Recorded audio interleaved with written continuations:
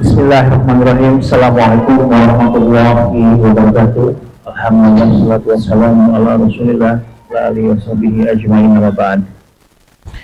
Alhamdulillah, sore hari ini kita berkumpul bersama kembali di kajian Taman Surga.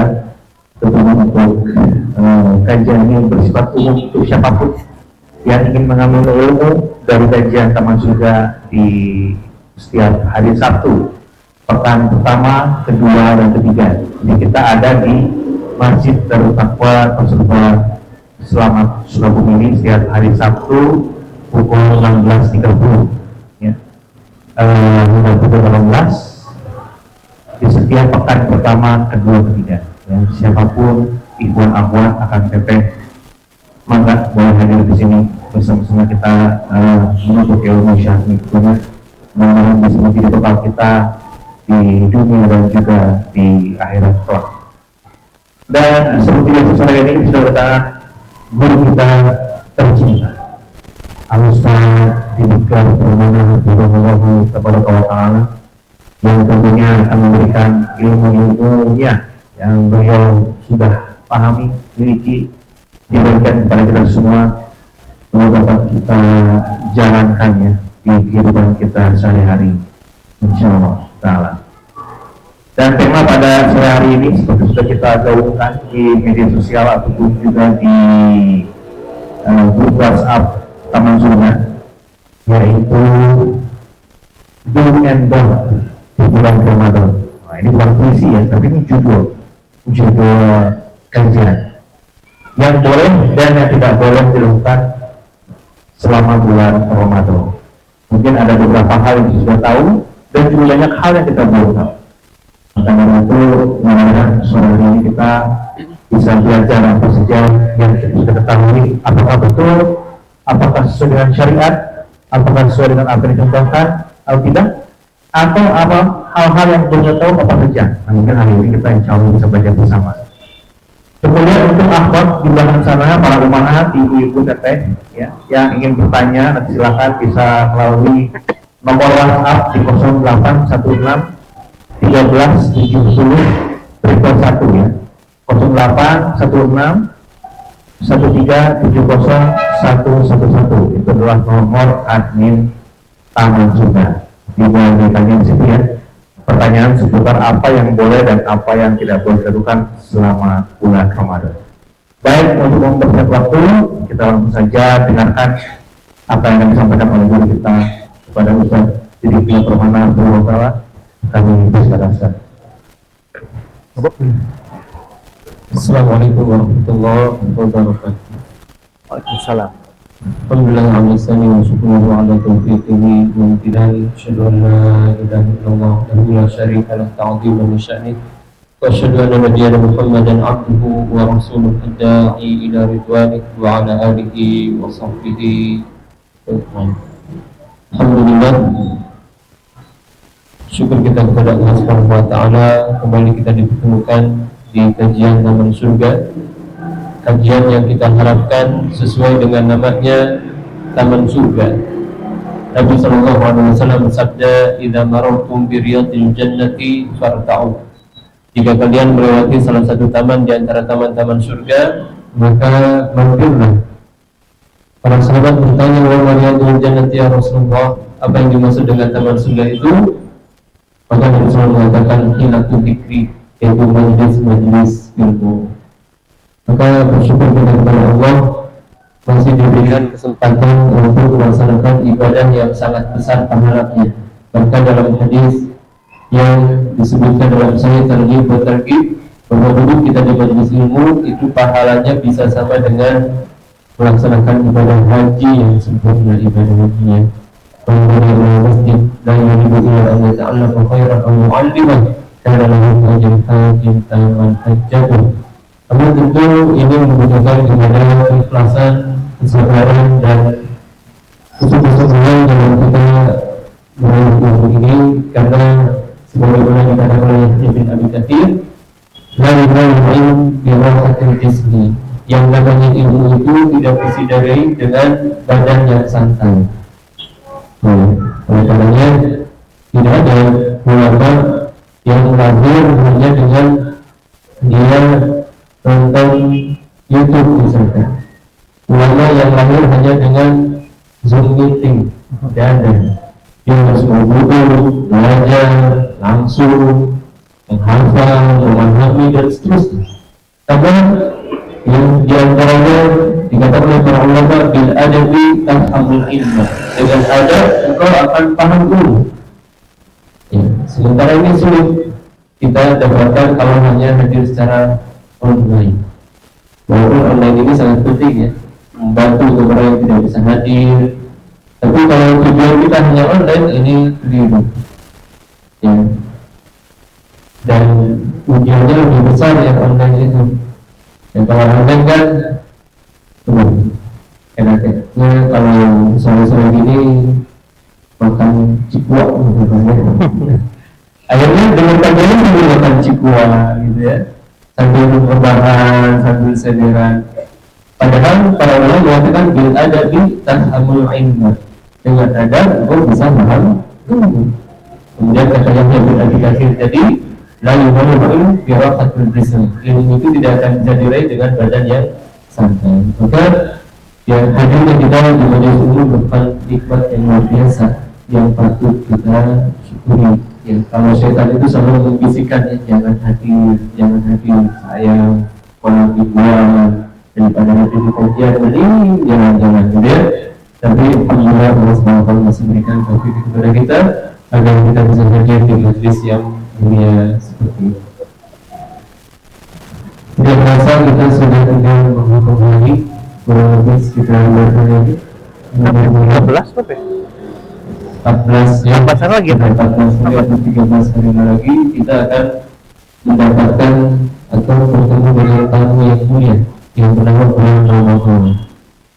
Ya, tentu ini membutuhkan kesiapan. Di antara kesiapan yang para ulama sebutkan adalah siapkan dengan ilmu. Nah, di antaranya adalah materi yang akan kita bahas pada kali ini. Gimana cara bahasanya? Jangan sebenarnya. Mohon simak teman-teman. Do and don't, yang boleh dan tidak boleh. Ya, di bulan Ramadan. Di bulan Ramadan. Masya Allah. Ya. Kalau bahasa Arabnya la yajuzu wa la yajuzu di Ramadan. Baru saya mau bilang saat duluan. Dan ini kalau bahasa Inggris agak susah ya, karena ya belum dibiasakan ya.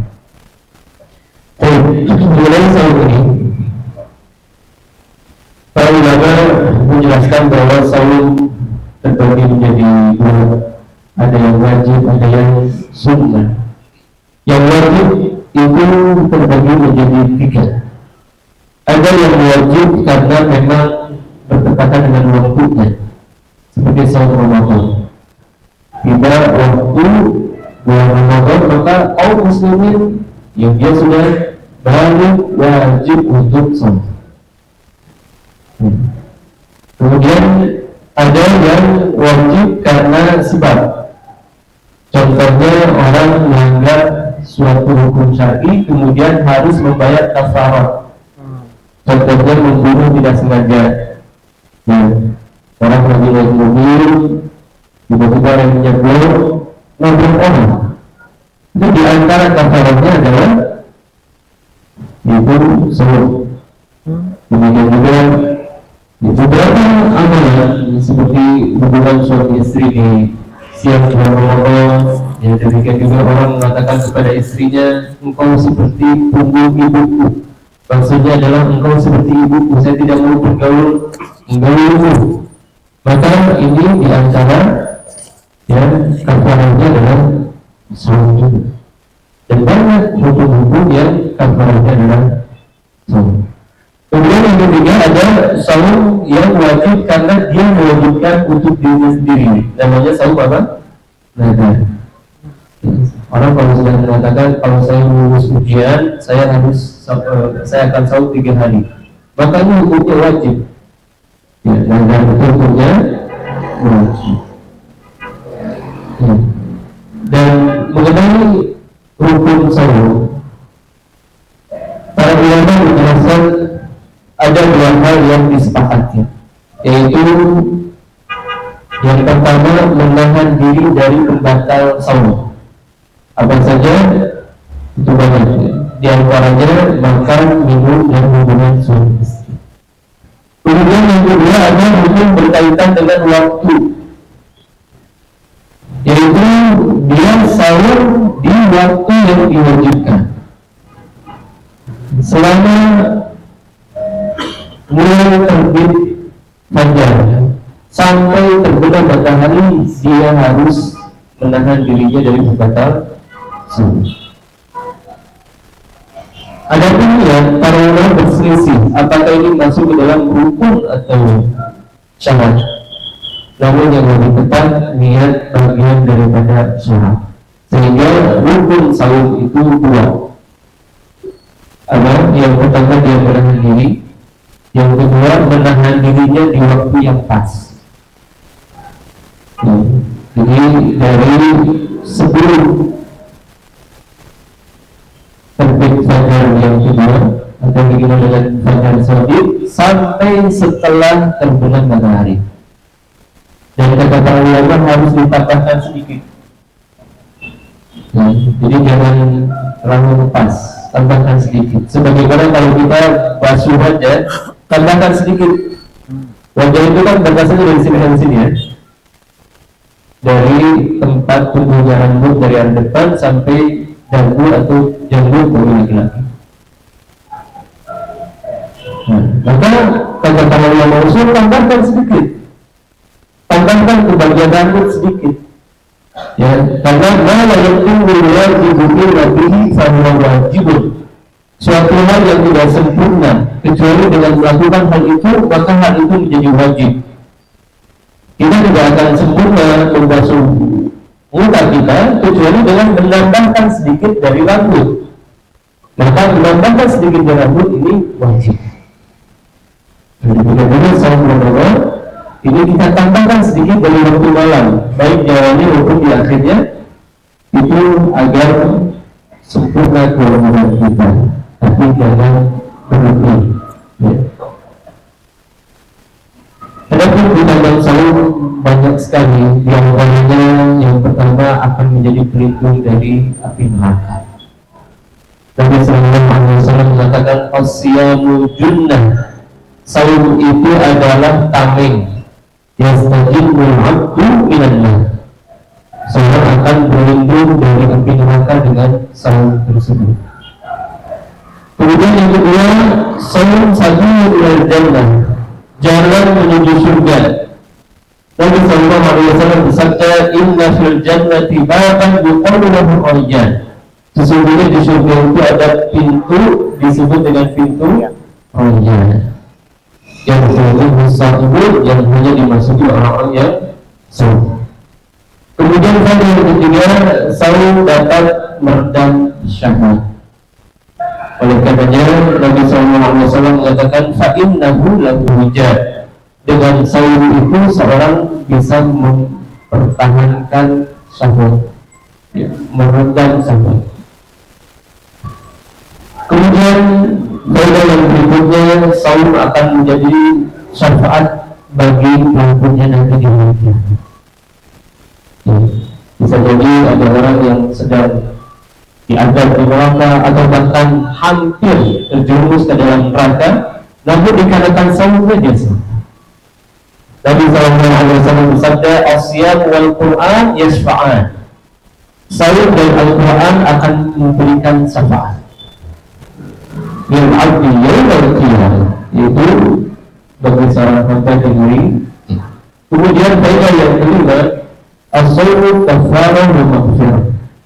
Sahur itu akan menghapus dosa. Ya. Oleh karenanya Nabi SAW bersabda, fitnatu rajul fi ahli wa malihi wa waladihi wa jarihi tukaffiruha as-salatu wa shawmu wa sadaqatu wal amru wan nahy. Ya. Ujian seorang itu bisa menimpa dirinya, bisa menimpa keluarganya, bisa menimpa anaknya, tetangganya. Dan kesalahan-kesalahan yang dia lakukan kepada mereka itu bisa dihapuskan dengan salat, sahur, sedekah, amar ma'ruf nahi munkar. Karena ini diantara soal dari saum, dan tentu saum diantara utamanya adalah memberikan kebahagiaan. Misal ini farhatun inda fitrihi wa farhatun inda likati. Bagi orang yang saum itu ada dua kebahagiaan. Kebahagiaan ketika dia buka dan kebahagiaan ketika dia bertemu dengan Tuhan. Kemudian di antara kaidah saum juga yaitu orang yang sedang saum doanya tidak akan ditolak. Nabi sallallahu alaihi wasallam bersabda, "Salatu da'watin mustajabah." Ada 3 doa yang tidak akan ditolak. Di antaranya adalah da'watus shaim, yaitu doa orang yang saum. Kemudian yang kedua da'watul mazlum, yaitu orang yang dizalimi, dan yang ketiga da'watul musafir, doa orang yang sedang sabar. Ini mengenai keutamaan saum. Adapun hukumnya, sepakat para ulama bahwa saum ini mempunyai hukum di antara hukum Islam. Kalau ditinggalkan secara keseluruhan, sepakat ulama ini murtad, keluar dari Islam. Adapun jika ditinggalkan karena malas, itu mereka berbeda pendapat. Namun yang lebih tepat bahwa orang yang meninggalkan saum karena malas, tadi misalnya bosan tidak, tapi dia masih meyakini kewajibannya, itu tidak dikafirkan. Berdasarkan hadis imma yara sabilahu imma ilal jannah wa imma ilal nar. Orang yang tidak saum, orang yang tidak sholat, dia akan diperlihatkan 2 jalan, mau ke surga atau mau ke neraka, tergantung keputusan Allah Subhanahu wa ta'ala. Adapun mengenai disyariatkannya saum, ini melewati 3 fase. Fase yang pertama yaitu kita boleh memilih, atau kaum muslimin boleh memilih antara saum atau bayar fidyah. Ini fase awal. Allah firmankan, "Faman tatawwa'a khairan fahuwa khairun lahu wa an tasumu khairun lakum." Sungguh saum itu lebih baik. Wa 'alal ladzina yutiqunahu fidyatun ta'amu miskin. Dan bagi orang yang kuat tapi dia mau bayar fidyah boleh. Ini di awal Islam. Jadi yang seperti tahun ini yang kuat seperti ini, kalau mau bayar fidyah boleh. Kapan tadi? Di awal Islam. Ya. Kemudian fase yang kedua yaitu karena yakun ala saul aku wasul wal jumu'ah min fin yanam aw yusalli isya al-akhirah. Seorang tidak boleh makan lagi kalau sudah tidur. Ini fase yang kedua. Jadi kalau dia sudah tidur, bangun, walaupun bangunnya pas isya, dia tidak boleh makan lagi sampai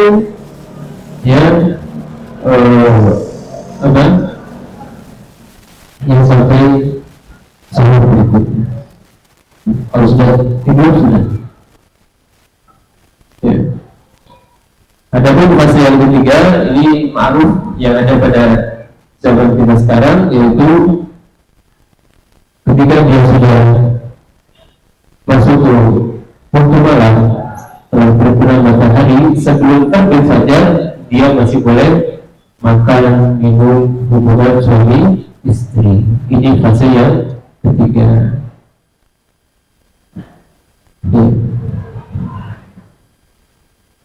Bagaimana hukumnya orang yang berbuka di siang hari di bulan Ramadan? Berkata Syekhul Islam Ibnu Taimiyah, "Ammal a'malul arba'ah." Adapun amalan yang 4. Jadi bisa berapa? 5. Yang 4 berarti apa saja? Salat, zakat, saum, haji. Ini para ulama berselisih kalau ada orang yang mampu tapi meninggalkan, apakah kufur atau tidak? Ini kata beliau. Kemudian dia mengatakan idza afṭara fi Ramadan, kalau dia berbuka mustahilan, menganggap berbuka di bulan Ramadan itu boleh, halal, Dan wa'alun bitahrimi, padahal dia tahu ini haram hukumnya, wajib dapat guru, wajib diburu. Tapi saya gurunya pendidikan ya, bukan sembarang orang. Wa in kana fasiqan utiba an fikrihi fi al-bukhari. Namun kalau dia fasik, dia masih memiliki kewajibannya, maka dia bisa dihukum. Dari dosanya dibuat Ramadan tanpa alasan syar'i. Sebetulnya hukumannya dijelaskan oleh Syekh Al-Jibri, bil hadsi, bisa dipenjara. Jadi kalau syariat Islam tegak, itu orang yang tidak sanggup itu bisa dipenjara. Tapi ini jangan dipraktekkan sama santri, ya, sama murid, sama anak, ya. Ya, ini hanya diberlakukan oleh pemerintah. Kemudian yang kedua al-jild, cambuk. Ya, kalau di Aceh sudah ditegakkan ya, karena itu daerah khusus. Atau dua-duanya dipenjara sekaligus dicambuk. Kemudian begitu menurut Al-Bahdi, wa indal mu'minina yuqarrarun anna man taraka shawm Ramadan min ghairi 'udhrin annahu syarrun min az-zadi. Sudah menjadi kedekatan orang beriman bahwa orang yang meninggalkan sahur tanpa uzur syar'i itu lebih buruk dari pezina, walaupun minum khamri dan peminum minuman keras. Bal yasyukuna fil Islam, bahkan orang Islam di zaman dulu mereka melakukan keislaman orang yang meninggalkan sahur. Subhanallah ya. Jadi kalau ada yang mungkin kakinya bergelantungan di warteg siang-siang itu di zaman dulu diragukan itu muslim bukan? Sampai sedemikian kuatnya. Walaupun bagi Rizal datang yang iman, mereka akan dituduh sebagai orang munafik, orang yang menyimpang. Adapun syarat wajib saum Ramadan 4. Yang pertama dia seorang muslim, karena orang yang tidak muslim tidak akan diterima amalannya. Wa ma mana'ahum an tuqbala minhum nafaqatuhum illa annahum kafaru billahi wa rasul. Tidak ada yang menghalangi mereka mendapatkan pahala sedekah kecuali karena mereka masih kufur kepada Allah. Jadi orang kafir sedekah tidak akan diterima. Kemudian yang kedua yaitu berakal. Orang yang gila maka dia tidak wajib saum. Kenapa? Karena orang berakal tidak punya niat. Ya, Nabi SAW bersabda, "Rufi'al qalam an salat." Diangkat dosa dari 3 orang. Yang pertama al-majnun al-mabrur ala aqli hatta yufiq. Orang yang gila sampai dia sadar. Kemudian wa'anil nahil hatta yastayqin, orang yang tidur sampai dia terbangun. Wa'anil sabi hatta yastayqin, dan dari anak kecil sampai dia dewasa. Ya. Kemudian yang ketiga yaitu mampu, dia sehat. Allah berfirman di surat Al-Baqarah ayat 185, "Wa man kana maridan aw 'ala safarin fa'iddatun min ayyamin ukhra." Orang yang sakit atau dia sedang bersafar maka dia harus mengganti sahurnya di hari yang lain ketika dia berbuka. Jadi ya ketika orang sakit boleh berbuka. Kemudian yang keempat akal, berakal. Tadi sudah disebutkan ya, karena orang yang tidak berakal tadi tidak berniat dan selanjutnya itu belum balik. Yang anak kecil maka tidak wajib saum. Berapa batasan balik? Ada 3 batasan balik bagi laki-laki, 4 bagi wanita. Apa saja bagi laki-laki? Usianya sudah 15 tahun. Ini yakin sudah balik. Atau kemudian yang kedua, nabatul ma'adah, tumbuhnya bulu kemaluan. Nah, ini juga bisa dikatakan sebagai kemudian yang ketiga, ihtilal. basah, keluar mani. Ya. Salah satu dari tiga ini menjadi tanda salah sudah mani. Adapun wanita ada tambahan apa? Haki. Jika orang sudah balik maka dia harus sembuh. Di sana ada beberapa permasalahan mengenai syarat wajib ini. Bagaimana ketika ada orang yang dia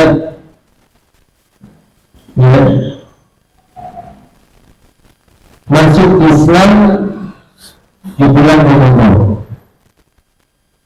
Ya.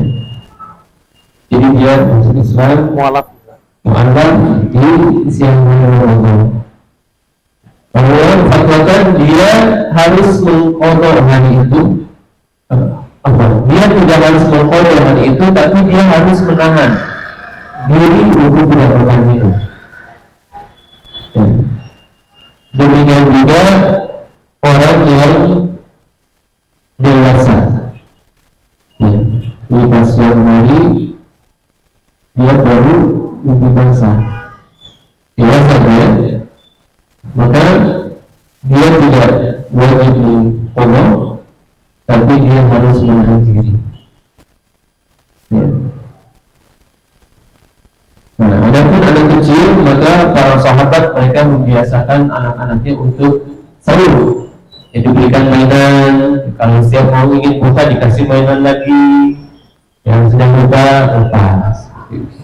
Ya, tapi kata para ulama, kalau seandainya membahayakan diri, maka boleh dibuka. Ya, kalau dia sudah bulan-bulan, sudah mungkin baru bukan kasih aja buka apa-apa ya. Tapi kalau sudah balik itu harus bertahan.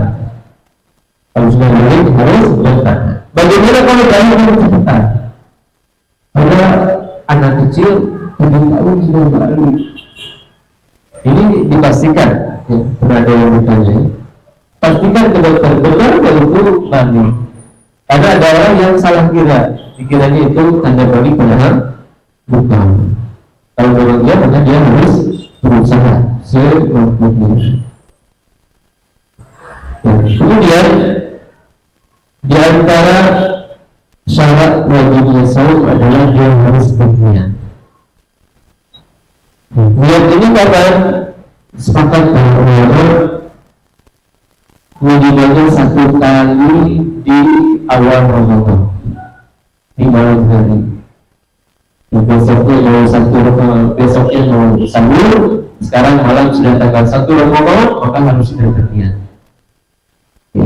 Nabi sallallahu alaihi wasallam bersabda, "Man lam yudrik usyam qabla al-fajr falasih."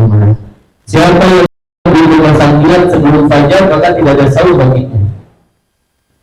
Para ulama berselisih, apakah ini harus dilakukan setiap malam atau tidak? Sekali di awal. Atau sekali di awal saja. Ya, para ulama berselisih mengenai hal ini. Mayoritas ulama menyatakan harus setiap malam. Makanya alangkah baiknya kalau kita berbahan niat. Ya, karena ini pendapat mayoritas ulama. Apa dalilnya tadi? Malam yang usia. Siapa yang di malam harinya tidak menanam niat, memasang niat, maka tidak ada sahur baginya. Berbeda dengan mazhab Malik, cukup sebulan sekali saja. Ya, namun yang lebih tepat adalah pendapat Syekh Muhammad bin Shalih Al-Utsaimin. Cukup sekali, tapi kalau dia sempat berbuka, ya sempat dia safar, misalnya, maka dia harus perbaiki kembalinya. Ini golongan amal yang lebih tepat. Dan itu pun dipilih oleh Syekhul Islam. Bahkan kata Syekhul Islam ya, ketika beliau ditanya tentang apakah setiap orang itu harus berniat setiap hari atau tidak, Maka kata beliau, kullu man 'alima anna ghadan min Ramadan wa huwa yuridu shawmahu faqad nawa shawmah. Setiap orang yang tahu besok akan ada Ramadan, dia sudah niatkan maka cukup. Ya.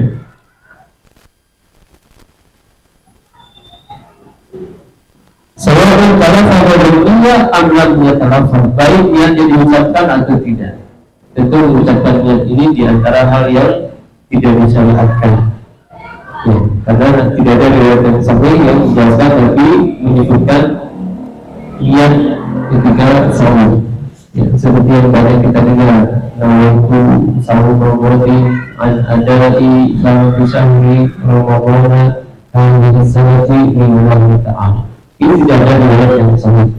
Dan Imam An-Nawawi dalam kitab Syarah Sahih Muslim mengatakan an-niyatu mahalluhul qalb. Niat itu tempatnya di hati saja. Ya. Demikian juga kata Syekh Ibnu Taimiyah, maka setiap orang yang sahur itu sejatinya dia sudah berniat untuk sahur otomatis. Orang bangun sahur itu sudah niat. Ya, ini yang bermasalah adalah kalau dia tidur ya, lalu sekarang pun boleh. Nah ini yang bermasalah. Ya, ini yang bermasalah. Dan banyak ulama juga menjelaskan bahwa wajib menentukan niat bahwa saya harus sahur Ramadan. Tentukan niatnya. Karena di antara sahur wajib macam-macam, apalagi ya di sana ada sahur sunnah juga. Maka tentukan ini adalah sahur Ramadan. Berbeda dengan sahur sunnah tidak perlu ditentukan, bebas. Ya, mau ditentukan atau tidak itu jalan pahalanya. Insyaallah. Demikian juga berkaitan dengan niat, kita harus pasti. Saya akan sahur pasti ya. Jangan sampai besok saya sahur ya. Nah, itu bahaya. Gak asal niatnya. Ya. Berbeda dengan niat buka. Ya. Kata para ulama, kalau ada orang yang ragu, saya buka nggak ya, buka nggak ya, ini belum batal. Sampai dia menjadi bertekad bulat untuk buka ketika itu batal. Kalau dia masih ragu, ini betul ya, agak sakit berarti buka nggak ya, itu belum batal. Sampai sampai tekad antara saya harus buka ini, ya, dia sudah pegang misalkan gelas, ya, sudah pegang makanan, nah ketika itu maka dia belum makan, dia belum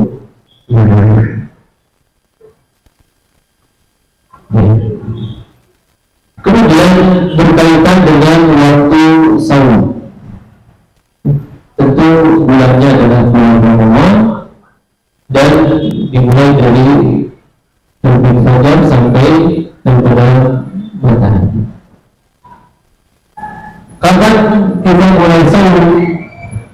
Ya, bersepakat para ulama yaitu duhur syahrul Ramadan biru'yatillah. Sepakat para ulama bulan Ramadan itu ditentukan dengan masuknya atau terlihatnya hilal. Berdasarkan hadis yang sangat jelas, sumu li ru'yatihi wa afṭiru li ru'yatihi fa in ghumma 'alaikum faqdiruhu.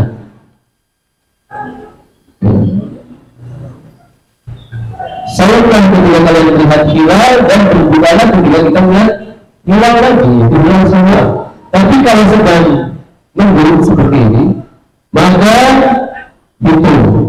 Apa maksud hitung di situ? Dalam bulan saat bulan Iddah Sya'ban 30. Itu sempurnakan bilangan hari di bulan Sya'ban menjadi 30 hari.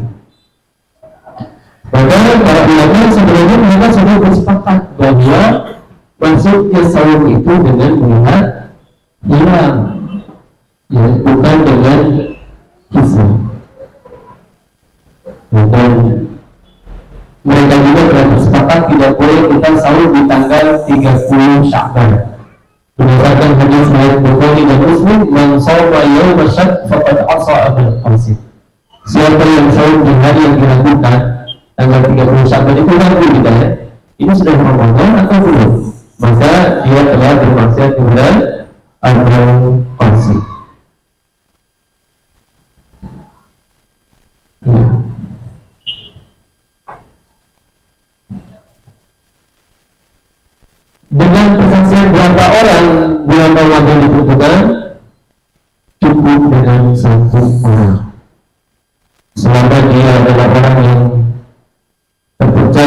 madu, dan kedua penglihatannya kuat. Dan penglihatannya kuat tidak mesti dengan mata telanjang, boleh dia dengan alat pembesar. Apa namanya alat pembesar itu? Wah, Ya. apa namanya? Teropong, bahasa ininya tuh, ya, teleskop. Ya kalau yang jarak jauh, Teleskop. ya kurang lebih.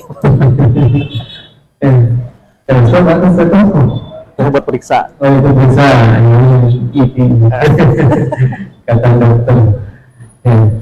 Ya, jadi teleskop ya, yang digunakan itu nggak masalah. Ya selama memang ada satu orang ini berbeda dengan melihat syawal itu harus dua orang. Ya, melihat syawal itu harus dua orang. Apakah boleh berbeda-beda antara negara dengan negara lain, atau kita harus mengikuti? Jawabannya boleh berbeda. Ya, itu yang dikenal dengan istilah al-maqalih. Ya, misalkan di Indonesia atau misalkan di Indonesia belum ada yang melihat hilal, sementara di Malaysia sudah ada yang melihat. Maka sahabat kita berbeda.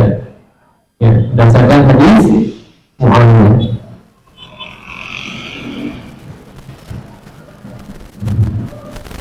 Kemudian berkaitan dengan waktu imsak.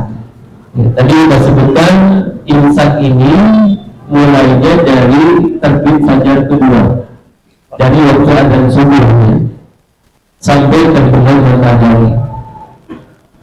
Hatta yatabayyana lakumul khaytul abyadu minal khaytil aswadi minal fajr, sampai terlihat mana benang putih di atas benang hitam.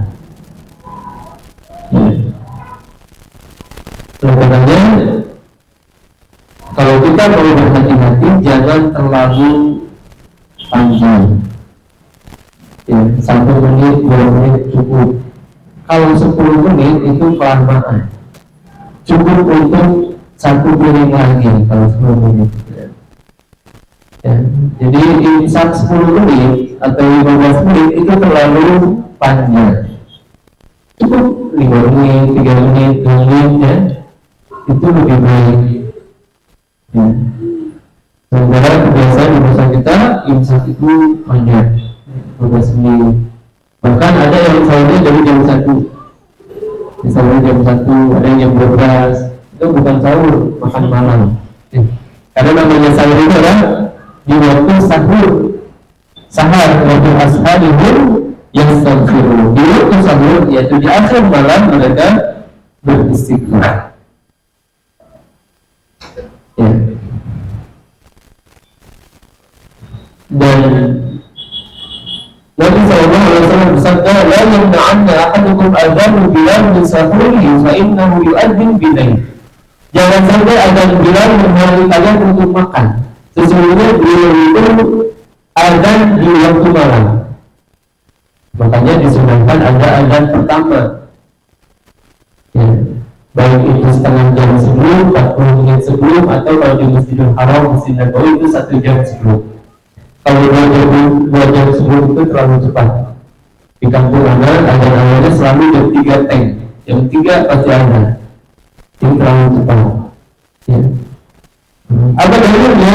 Abdullah bin waktu turun atau Bilal turun itu waktu langsung naik. Berarti jedanya hanya sebentar. Yang setengah jam berikutnya. Maka katakan misalkan jangan sampai adzan Bilal itu menghalangi kalian untuk makan. Ya. Bahkan yang sunnah bahwa jarak antara iqamah dengan sahur itu 50 menit. Dengan qomat yang bukan dengan adzan, dengan qomat. Berarti kurang lebih berapa menit? Jadi kurangilah kalau antara qomat dan adzan itu 20 menit, berarti bayangkan ya, sebelum adzannya berapa menit ya? Makanya sunnah itu semakin dekat ke adzan semakin bagus ya. Kalau kita sudah makan dari jam 3, minimalnya 3 menit sebelum adzan kita minum lagi supaya di kita mendapatkan sunnah utama mengakhirkan sahur.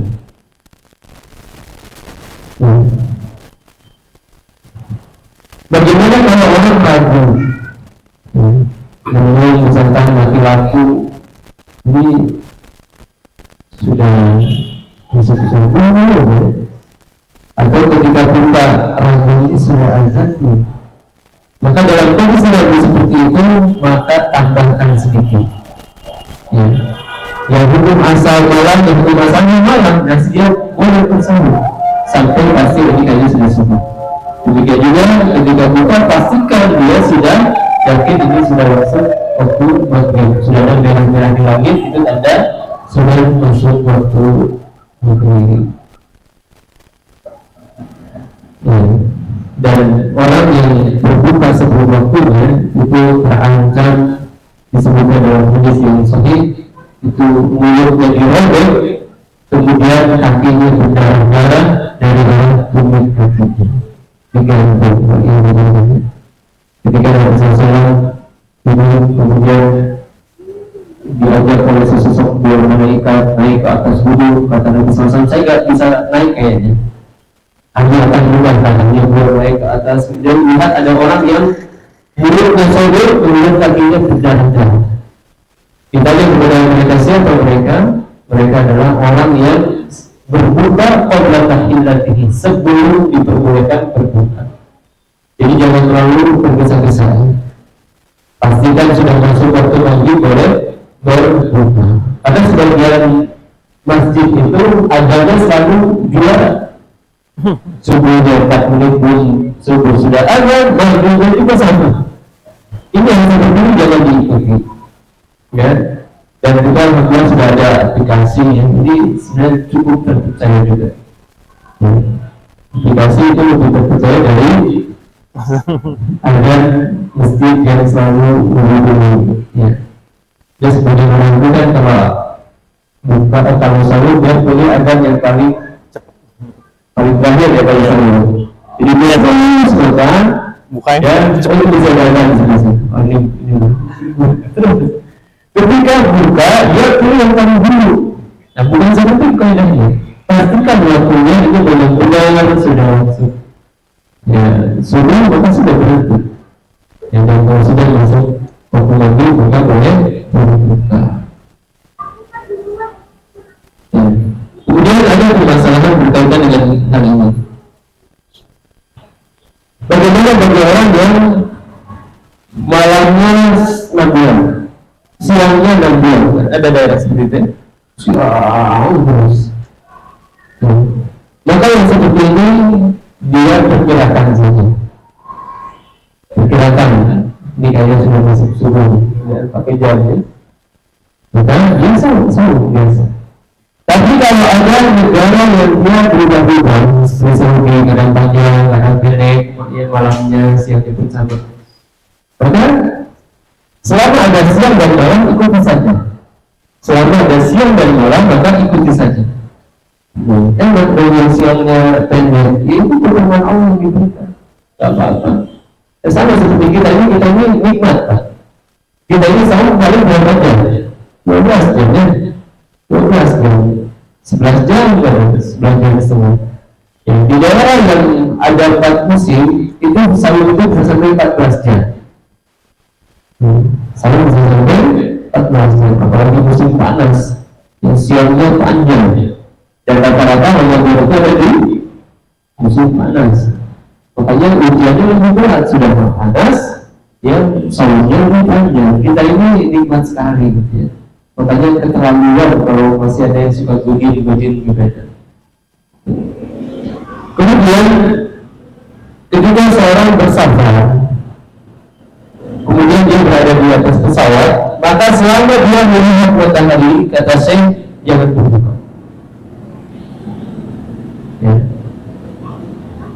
Selama dia melihat matahari, maka jangan berbuka.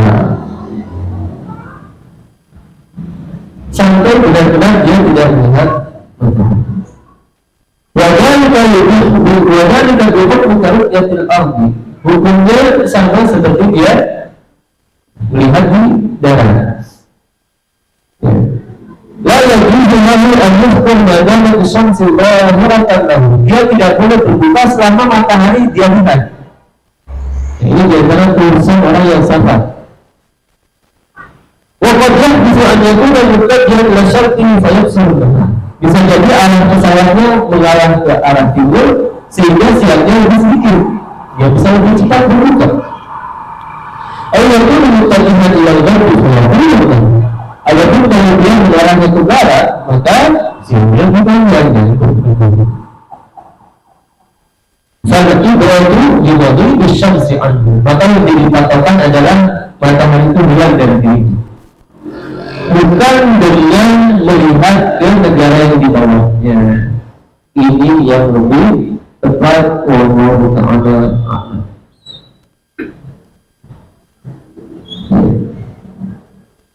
Kemudian hal-hal yang berkaitan dengan syahwat. Tadi kan waktu, ya, di antara hukum itu waktu. Kemudian syahwat.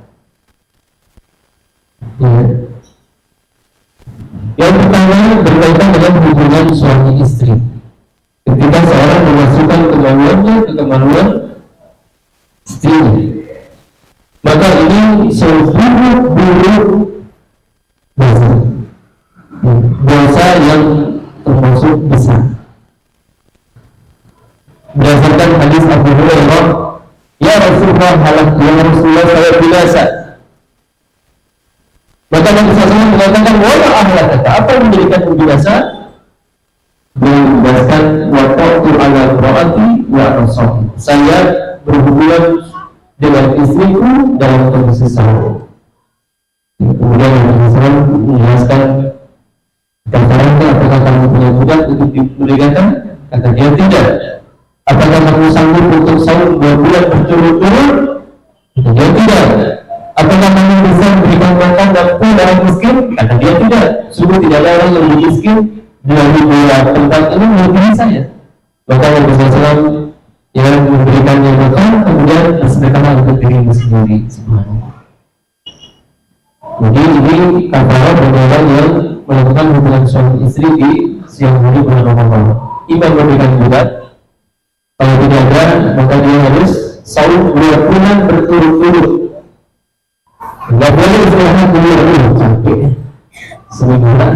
Nah, nggak bisa harus terus. Kalau berhenti maka ulang lagi. Kemudian yang berikutnya yaitu yang dia memberikan makan dan orang miskin. Memberikan makan dan orang miskin. Ya. Jadi berat kafarat bagi orang yang hubungan suami istri di siang Ramadan. Bagaimana kalau lupa? Kalau memang tidak lupa, tidak ada masalah. Jadi juga makan tidur, kalau lupa maka tidak ada masalah. Tapi masalah kalau lupanya 2 piring, itu masalahnya. Masa 2 piring lupa? Lupa itu kan biasanya berapa suap yang lupa. Bagi orang yang melakukan hubungan suami istri berkali-kali di satu hari, maka kafaratnya tetap sama satu. Tapi kalau di hari yang berbeda, maka perhitungannya sesuai dengan harinya. Dan bagi orang yang melakukan hilah, tipu daya, dia selalu membuka dulu dengan makan biasa, kemudian dia dahulu istrinya. Ini dosanya lebih besar. Kafaratnya harus lebih besar. Kenapa? Karena dia telah melakukan tipu daya kepada syariat. Ada syariat tapi makan dulu, jadi bukannya itu nggak makan. Ya, muskilahnya seperti itu. Ya. Kemudian di antara hukum yang berkaitan dengan ini yaitu ketika seorang hubungan suami istri kemudian terdengar adzan, maka harus segera lepaskan dan tidak ada kewajiban mengkodok. Walaupun setelah itu dia mengeluarkan air mani, selama ketika adzan segera dia lepaskan. Jadi kita lakukan yang makan yang lebih tepat kalau sudah ada berhenti, kecuali kalau ada di mulut, ya. Kalau hanya minum sudah minum, ya. Kalau makan nggak minum kan repot. Ini pendapat yang lebih pertengahan. Ya. Jadi Jadi kan ada hadis yang selama ada di tangan maka boleh kita makan ya. Itu bukan berarti ini kan saya kan udah dipegang ya. Diambilkan sampai nanti boleh dipegang. Ya, kan udah dipegang, bukan seperti itu. Ya selama ada kebutuhan yang itu sedikit yang bisa diberikan keringanan oleh para gitu ya. Jadi nggak apa-apa. Misalkan ada orang yang terlambat bangun pas azan boleh itu menunggu kan masalah. Kemudian berkaitan dengan salat juga yaitu mencium. Boleh suami atau istri mencium selama bisa menguasai syahwatnya. Karena Nabi SAW pernah tunjuk Aisyah dalam kondisi sahur. Tapi kalau sebagian orang kalau sudah mencium pasti akan berlanjut maka tidak boleh. Sebagian orang mencium sampai keluar air mani maka tidak boleh. Tapi kalau biasa-biasa saja maka tidak masalah. Kemudian yang berkaitan dengan syahwat juga yaitu onani. Orang yang melakukan onani ini haram, baik ketika sahur maupun di luar sahur. Berdasarkan firman Allah di surat Al-Ma'arij ayat yang 29 sampai 31, "Walladzina hum li furujihim hafizun illa 'ala azwajihim aw ma malakat aymanuhum fa innahum ghairu malumin." Kemudian pembahasan yang keempat berkaitan dengan syahwat yaitu mimpi basah. Orang yang mimpi basah maka tidak datang sahurnya. Ya.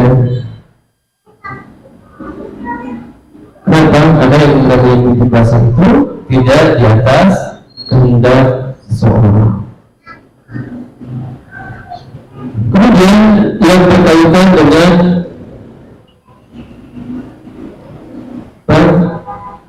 makan dan minum, para ulama berselisih mengenai apa yang dimaksud dengan rongga.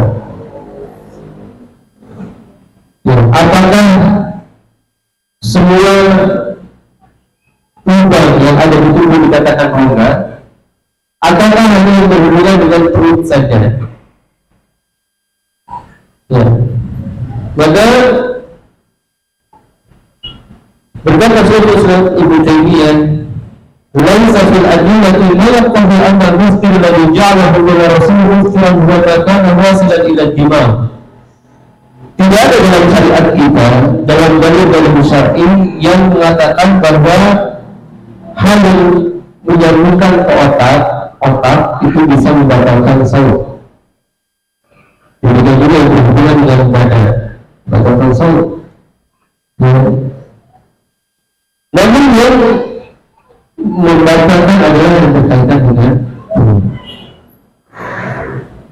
demikian juga beliau mengatakan wa ma'lumun anna nas wal ijma' athbata al-fitr bil akli wa syurbi wal jima' wal haid. Sepakat para ulama bahwa makan, minum, hubungan suami istri dan haid itu membatalkan saum. Dan Nabi SAW telah melarang seorang untuk berlebihan ketika menghirup air lewat hidung yang dikenal dengan istilah istinsyaq. Maka ini dikiaskan kepada hal-hal yang jadi selama itu masuknya melalui hidung dan mulut bisa batal. Tapi kalau selainnya tidak batal, kecuali fungsinya sebagai makanan. Suntikan untuk menguatkan tubuh maka batal. Suntikan untuk vitamin batal. Tapi kalau suntikan untuk vaksin, suntikan untuk hanya pengobatan tidak batal. Demikian juga korek kuping, karena dalam mazhab Syafi'i itu ya itu segala hal yang masuk rongga itu batal. Makanya di kampung itu semua yang masuk ya, tetes mata, tetes kuping, korek kuping, sampai korek kuping mereka nggak boleh. Padahal itu sejatinya tidak batal. Ya. Bahkan di dalam hadis Nabi SAW mengatakan ittahala Rasulullah SAW Nabi pernah membantai celah dalam kondisi sahur. Dan yang kita ketahui kalau kita pakai celah itu ada masuk ke dalam tubuh kita. Maka tidak masalah selama itu tidak berkaitan dengan yang pemberian makanan kepada tubuh. Ya. Maka apa hukumnya orang keluar dahak, baik dari perut atau dari paru-paru basah, atau dari kepala? Ada yang keluar dari kepala, ada yang keluar dari paru-paru. Kemudian dia ulang lagi, apa hukumnya? Boleh tidak? Boleh kalau belum keluar, masih di area sini boleh dibuang. Tapi kalau sudah keluar ke depan, maka jangan ditelan lagi. Kenapa? Karena kondisinya ketika itu dia sudah bisa untuk mengeluarkan, tidak ada kesulitan. Dan ketika itu ketika salat, makanya usahakan kalau kita salat itu bawa tisu, ya.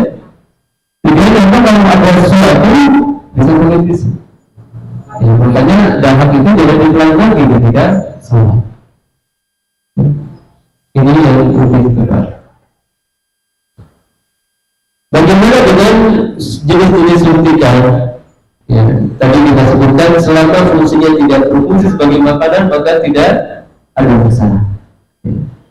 Demikian juga tetes mata, tetes kudu, ya, mencium parfum, ya, mencium aroma makanan, asal jangan terus-terusan, ya. Tak boleh. Ini hanya untuk tes, tidak masalah.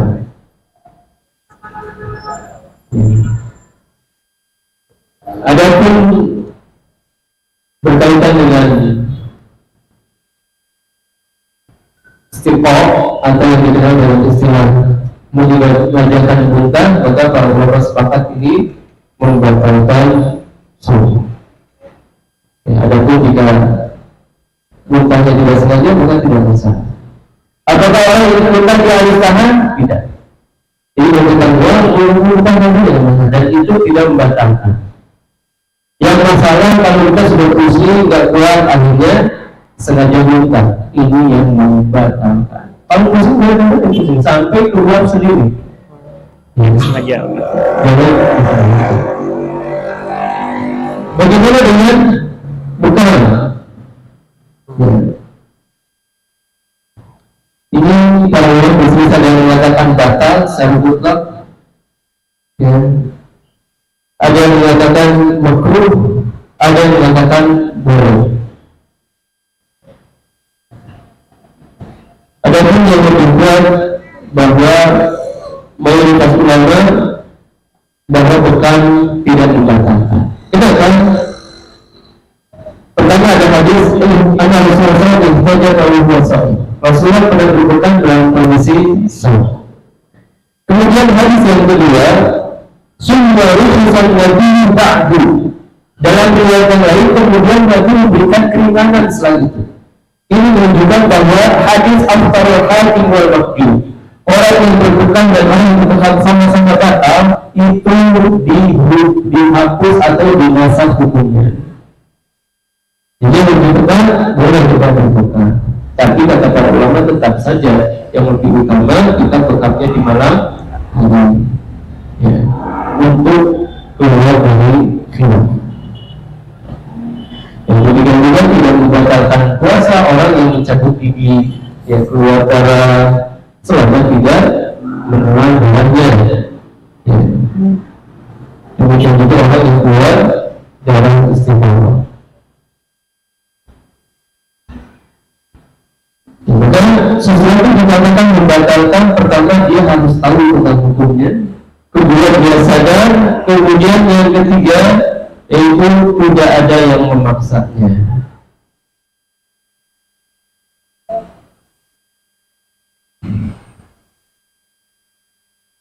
Apa hukumnya jika mengetes rasa makanan? Ya, boleh tidak ibu-ibu gitu kan? Boleh, ya, selama tidak diterang. Kalau bapak boleh tidak? Ya, itu masuk ke dalam perkara yang dimakruhkan. Jadi kalau tidak ada kebutuhan, makruh. Ya. Kemudian satu ini menggunakan apa? Menggunakan Oh iya iya. sama ini. Ya. Wah, boleh tidak? Obat asma. Obat asma. Yang ada? Boleh tidak? Boleh. Karena itu fungsinya bukan untuk makanan. Kecuali ya ada obat jantung yang dia dalam bentuk kapsul.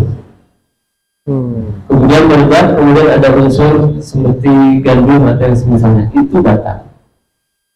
Ya. Ya. Adapun kalau hanya sekedar apa obat jantung yang diletakkan di bawah lidah, Iya iya. itu tidak membatalkan. Tapi dia langsung terserap. Ya. Kemudian apa lagi kira-kira obat-obat yang Kalau infus kan infus. infus batal. Kalau infus batal, karena fungsinya makanan. Demikian juga obat yang dimasukkan ke tubuh, batal tidak? Ada obat-obat Iya ada. ya masuk ke tubuh, obat paracetamol, supo. Itu kan kalau demamnya tinggi terus, itu paling cepat itu ya bunuh. Ya, batal tidak? Nggak tahu tadi. Ya, itu tidak batal juga. Sama sendiri, jangankan yang ibu yang di bawah lidah saja tadi obat jantung dia langsung terserap seperti itu, tidak batal, apalagi yang lewat ibu.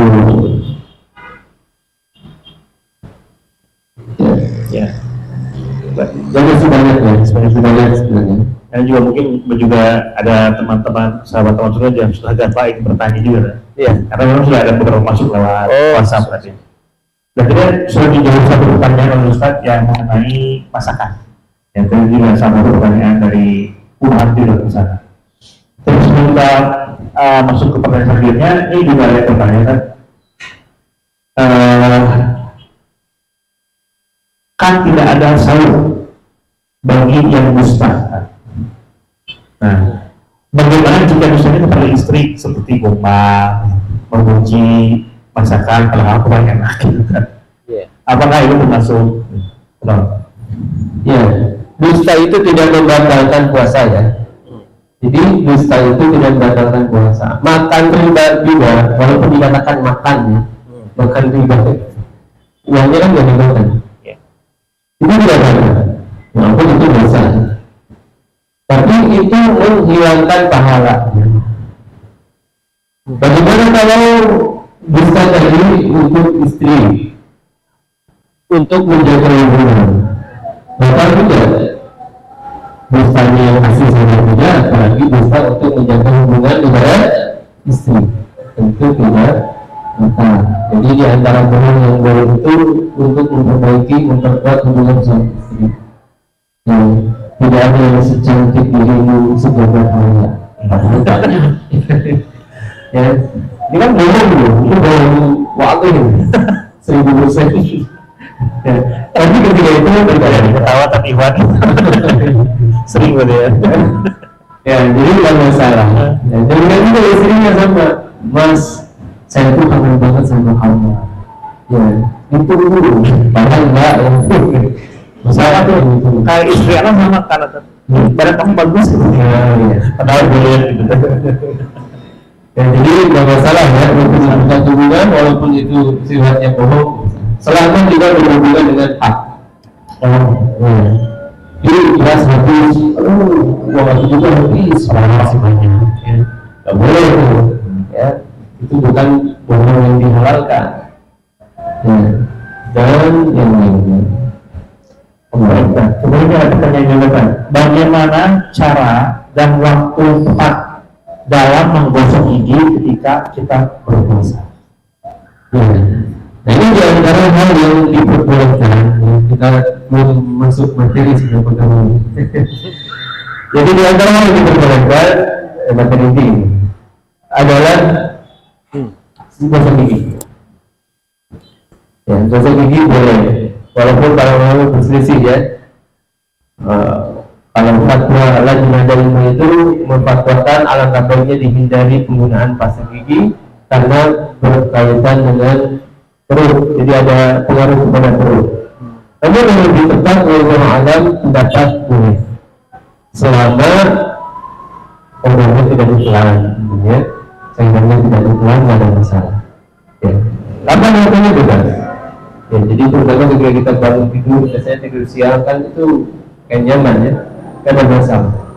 Ya, jadi siwak itu tetap di apa namanya disunahkan baik dengan menggunakan pasta gigi maupun dengan kayu arok walaupun ketika sedang sahur. Adapun yang mengatakan makruh kalau sudah lewat jam 12 siang, itu dalilnya apa? Dalilnya hadis. Laful kufan musa'im at yang berbahwa memberikan miski. Sungguh aroma orang yang sahur itu lebih baik dari aroma kasturi di sisi Allah melebihi dari miski. Di sisi Allah. Ya, jadi jangan haho-haho. Ini kan lebih baik dari aroma kasturi di sisi Allah. Ya, jadi bagaimana ini?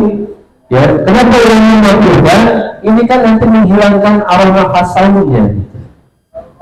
Padahal kita katakan di sisi Allah. Terlebih lagi aroma itu keluar karena efek perut kosong. Jadi bukan karena mulut yang kotor. Maka tetap aroma itu akan tetap ada. Ya. Maka orang yang lebih tepat sekali gini tidak berulang-ulang nih. tapi jangan berulang-ulang juga ya. Iya, itu perlu saja. Apalagi kalau bela pakai es krim. Oh, atau apa? Pasang giginya yang terasa ya. Iya, dari pisang. Ada itu. Iya, putar anak. Iya, buat anak-anak. Baik. Tapi satu pertanyaan lagi, Tad. Ustaz ini waktu Ramadan sudah mulai mendekati, gitu. Tapi saya lupa berapa porsi harus dikodok. Ini bagaimana, Ustaz? Ya, ada para ulama kalau kita lupa berkaitan dengan hak, baik hak Allah maupun hak orang lain.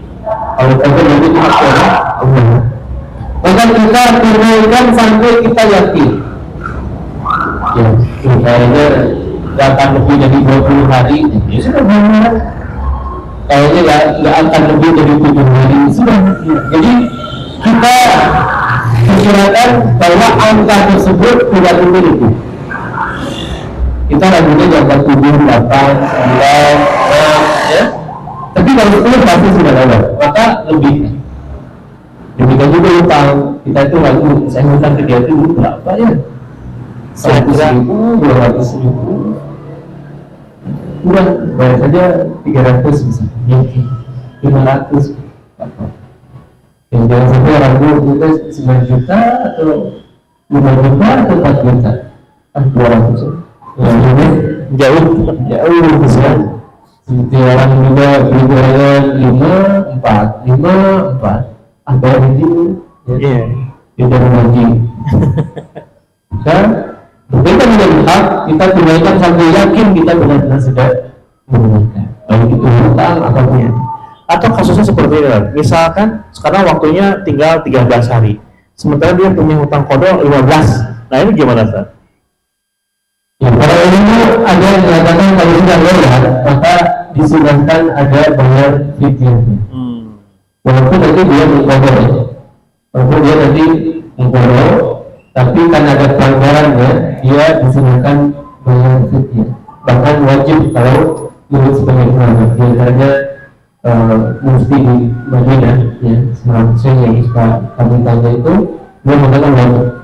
Pokoknya kalau kita lewat ke tahun yang ternyata Allah Ta'ala.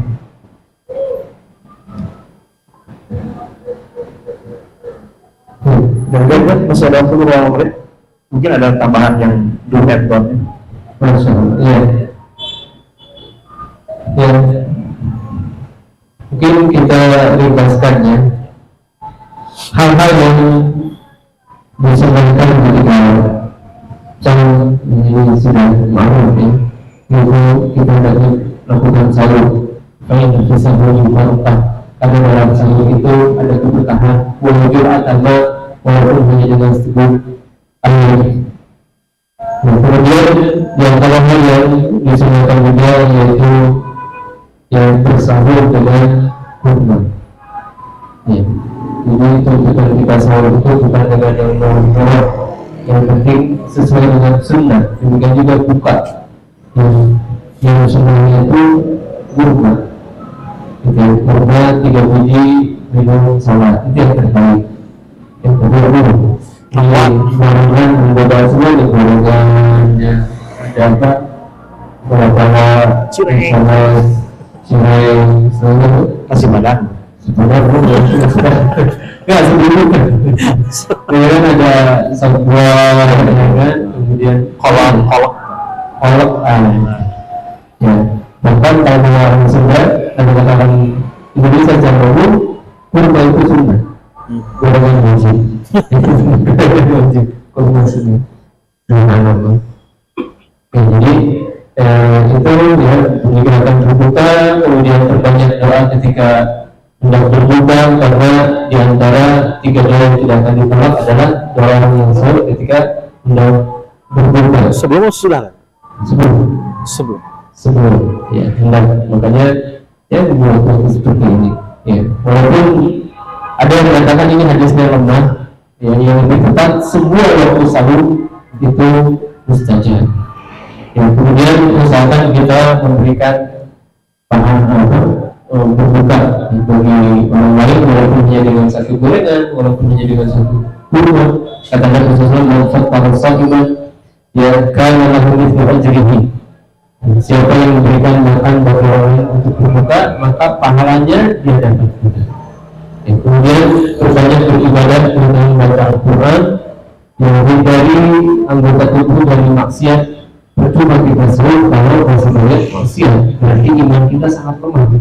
Menghadapi setan kelas trit saja kalah, atau pilihan yang kedua menghadapi hawa nafsu saja kalah, ya apalagi menghadapi setan kelas kakap di bagian selain ya. Kita niatkan dari sekarang kita akan melaksanakan sholat tarawih. Kita niatkan kita akan menghidupkan malam-malam Lailatul Qadar. Kita niatkan bahwa selama Ramadan kita akan berbanyak ibadah, terutama sedekah. Karena sedekah di bulan Ramadan itu pahalanya sangat besar. Di antara pahala yang dilibatkan adalah sedekah di bulan Ramadan kita. Demikian juga haji dan umrah, yang akan umrah di bulan Ramadan. Kata Nabi SAW, tahajjati ma'i, seperti orang yang haji denganku. Ya, maka hadis ini menunjukkan kepada kita bahwa amalan di bulan Ramadan itu dilibatkan. Adapun yang dibenci yaitu berlebihan dalam menyukur, kemudian mencium, berwala yang tidak bisa mengatur syahwatnya, jika mengatakan dia melakukan hubungan istri, kemudian menelan Air limbah. dan ya, itu juga makruh ya, tidak sampai haram tapi makruh. Ya, kemudian mencicipi makanan tanpa ada kebutuhan, ini semuanya dimakruh. Adapun yang diperbolehkan ya masuk waktu subuh dan kondisi junub ya. Jadi orang junub mandinya pas setelah azan subuh nggak apa-apa. Yang demikian juga berkumur-kumur ya mandi gak masalah.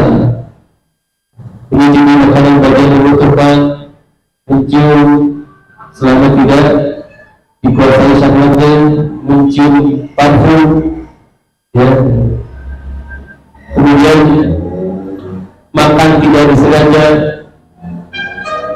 demikian juga tahlil dan cek darah boleh ya, kemudian juga renang itu boleh, renang boleh Saya sampai minum. asal jangan minum ya. Renang ya, demikian juga tidak mengapa nggak ada satu nanti aslan di makjum, tidak mengapa pakai obat sekali ini tidak masalah. Alhamdulillah ya, demikian juga tadi ya orang yang butuh obat asma itu tidak masalah. Ini kurang lebih hal-hal yang diperbolehkan di bulan Ramadan. sekali kan doa berbuka puasa.